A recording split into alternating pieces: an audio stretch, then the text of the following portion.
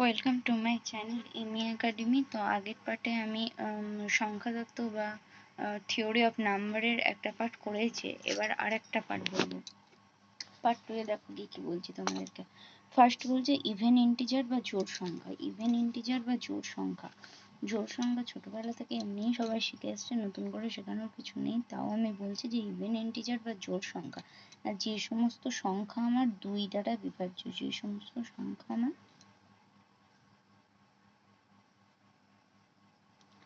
2 দ্বারা বিভাজ্য তারা সকলে কি ইভেন নাম্বার বা জোড় সংখ্যা। ইভেন নাম্বারস, যে সমস্ত সংখ্যা আমার 2 দ্বারা বিভাজ্য তারা সকলে হচ্ছে even numbers. For as per example হচ্ছে plus minus 2, plus minus 4, plus minus 6 আর হয়ে গেল। এবার নেক্সট বলবো অড ইন্টিজার। অড ইন্টিজার বা বিজোড় সংখ্যা। তাহলে কি বলবো, যে সমস্ত সংখ্যাগুলো আমার 2 দ্বারা বিভাজ্য নয়, যে সমস্ত সংখ্যাগুলোকে আমি 2 দ্বারা ভাগ করতে পারবো না, বিভাজ্য নয়, এটা হচ্ছে অড নাম্বারস। অড নাম্বারস হলো। তাহলে এর এক্সাম্পল কি? as per example plus minus 1, plus minus 3, plus minus 5 etcetera. তোমরা যেটা কথা সেটা হচ্ছে জোড় সংখ্যা মানে ইভেন নাম্বার আর বিজোড় সংখ্যা মানে অড নাম্বার, দুটো জেনে রাখবে ইংলিশ টার্মগুলো।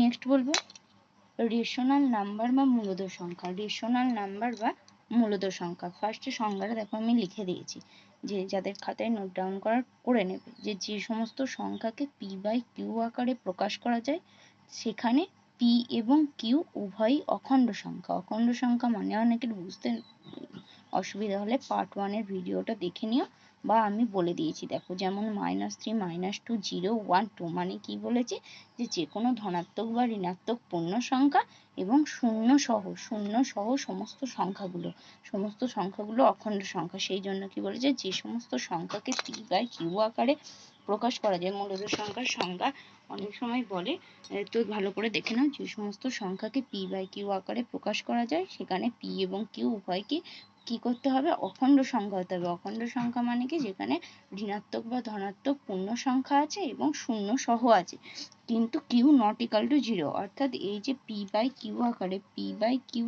বলছি না, এই কিউ পার্টটাকে কি করতে হবে, নট ইকাল টু 0। তাহলে হরটাকে লব হর বলি তো, তাহলে এই হরটাকে কি করতে হবে, সবসময় নট ইকাল টু 0 হতে হবে। তাহলে মূলদ সংখ্যার এক্সাম্পল কি বলবো, এক্সাম্পল বলবো 3 এর 4, 5 এর 7, নট ইকাল টু 0 বলবো। এই জন্য নট ইকাল টু 0 করেছি। √16 এগুলো হচ্ছে আমার কি মূলদ সংখ্যা। তাহলে মূলদ সংখ্যা কি বললাম, রেশনাল নাম্বার, যে সমস্ত সংখ্যাকে পি বাই কিউ আকারে প্রকাশ করা যায় সেখানে পি এবং কিউ উভয়ই অখণ্ড সংখ্যা। অখণ্ড সংখ্যা মানে কি বুঝিয়ে দিলাম আর কি, কিন্তু কিউ নট ইকাল টু 0 তাদেরকে মূলদ সংখ্যা বলবো। উদাহরণ বললাম 3 এর 4, 5 এর 7, 2 এর 16 এইরকম। নেক্সট বলবো অমূলদ সংখ্যা বা ইরোটেশনাল নাম্বার। না, যে সমস্ত সংখ্যাকে পি বাই কিউ আকারে আমি প্রকাশ করতে পারবো না। তাহলে কিউ কি হলো সেটা আমার জেনে লাভ নেই, কিউ নট ইকুয়াল টু 0 হলো কি হলো না জেনে লাভ নেই। যে সমস্ত সংখ্যাকে পি বাই কিউ আকারে প্রকাশ করা যায় না তাদের অমূলদ সংখ্যা বলে। তাহলে এটার উদাহরণ তাহলে পি বাই কিউ আকারে প্রকাশ করা যায় না, যেমন √2k, √3k, √17 এগুলোকে পি বাই কিউ আকারে প্রকাশ করা যায় না। তাই এগুলো হচ্ছে আমার ইরোটেশনাল নাম্বার, ইরেশনাল নাম্বার বা অমূলদ সংখ্যা। ইরেশনাল নাম্বার বা অমূলদ সংখ্যা, ঠিক আছে। নেক্সট বলবো রিয়েল নাম্বার বা বাস্তব সংখ্যা। বাস্তব সংখ্যা কি, রিয়েল নাম্বার বা বাস্তব সংখ্যা কি, না সমস্ত মূলদ ও অমূলদ সংখ্যাকে সংযোজন করে যে সমস্ত সংখ্যা পাওয়া যায়, সমস্ত মূলদ এবং অমূলদ সংখ্যাকে সংযোজন করে মানে মিলিতভাবে, অর্থাৎ মূলদ এবং অমূলদকে একত্রে নিয়ে আমরা বলবো বাস্তব সংখ্যা। এবার একটা কোশ্চেন আমরা সবসময় করে থাকি, তাহলে শূন্য কি বাস্তব সংখ্যা?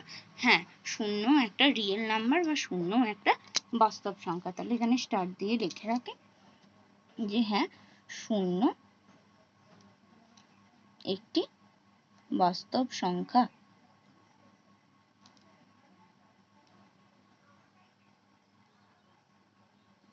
শূন্য একটি বাস্তব সংখ্যা। আর কি বলছে? রিয়েল।